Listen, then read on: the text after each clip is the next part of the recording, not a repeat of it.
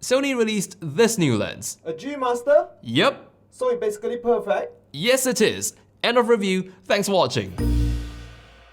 Just joking, this one's actually quite special this time round. We're looking at a 14mm F1.8 G Master. Now, calling this an impossible lens while holding it in my hands is a bit of an oxymoron, but this particular plastic barrel filled with glass is actually hugely baffling from an engineering perspective.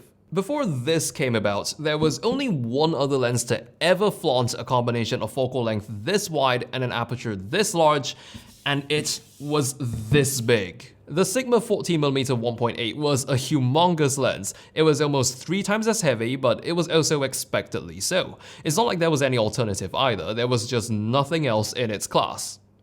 Until Sony came along. And the first time I was handed the Sony 14mm lens, I had to do a double take because I couldn't believe it was a possible size for a 14mm f1.8. But lo and behold, those guys did it.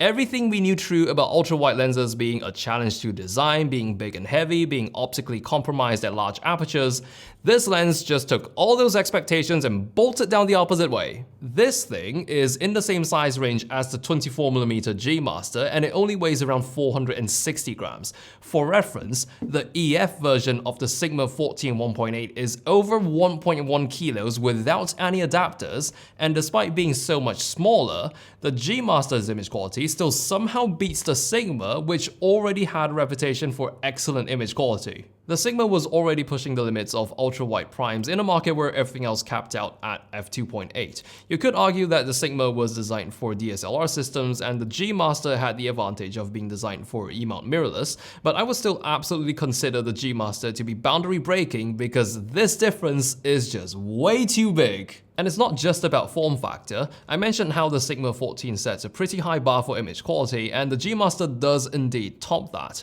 A lens like this should be an instant favorite for astrophotography, so Coma is going to be a particular area of interest. And the G Master formidably exhibits practically no Coma wide open at f1.8. Comparing the G Master against the Sigma, Coma is very noticeable on the latter. The 14G Master also suppresses flare noticeably better than the Sigma. However, in terms of sharpness, these two lenses are much closer. Excellent in the center even when wide open. The G Master does do a little better in the corners compared to the Sigma. There's better contrast and less aberration. I should note for the G Master how impressive the corner resolution is for an ultra-wide. Of course, it won't be as good as the center, even if you stop it down, although I don't think it's likely you'll be framing any subjects there either.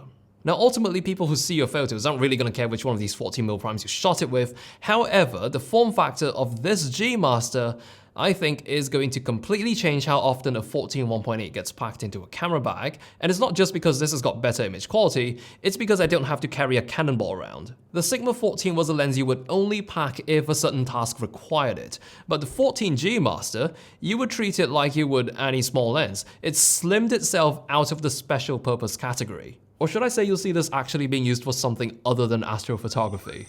We are out in the middle of nowhere, which is arguably the safest place in the world to test out a certain wide-angle, unreleased, large-aperture lens from Sony.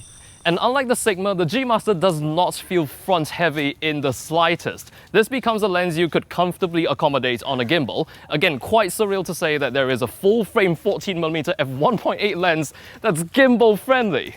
And while extremely overkill, this would, yes, in theory, be an amazing vlogging lens if you're into creating G Master quality vlogs. This 14 1.8 has a hood built permanently into the lens. It's actually very common for ultra-wide lenses to have this, but for a lens sporting this design, the front element is actually not as bulbous as one would think. Still, I don't think it would have been feasible to give it front filter threads given its incredibly wide field of view. Instead, there is a slot at the back of the lens for gel filters. It's a bit oddly shaped, but the lens does come with a cutting template. Now here's another thing that's kind of weird to talk about on an ultra-wide. Bokeh.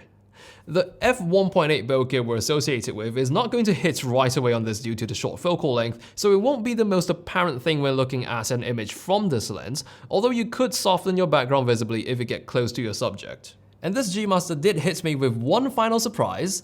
it doesn't cost as much as I thought it would. I have the confirmed Malaysian pricing for this. It's 6,799 ringgit, which is the same price that they are selling here the 35G Master for. So it's very likely that this would cost somewhere between $1,300 to $1,500.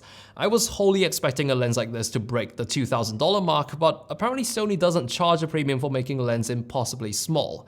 Again, this and the Sigma 14 are currently the only lenses that have an aperture as bright as f1.8 at a focal length this wide.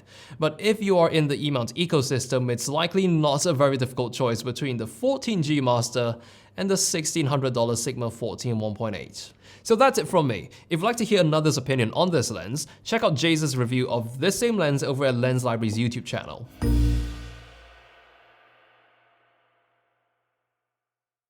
And seriously, this is the 6th lens that Sony has released this year. At the current rate, that's an average of 1.5 lenses per month.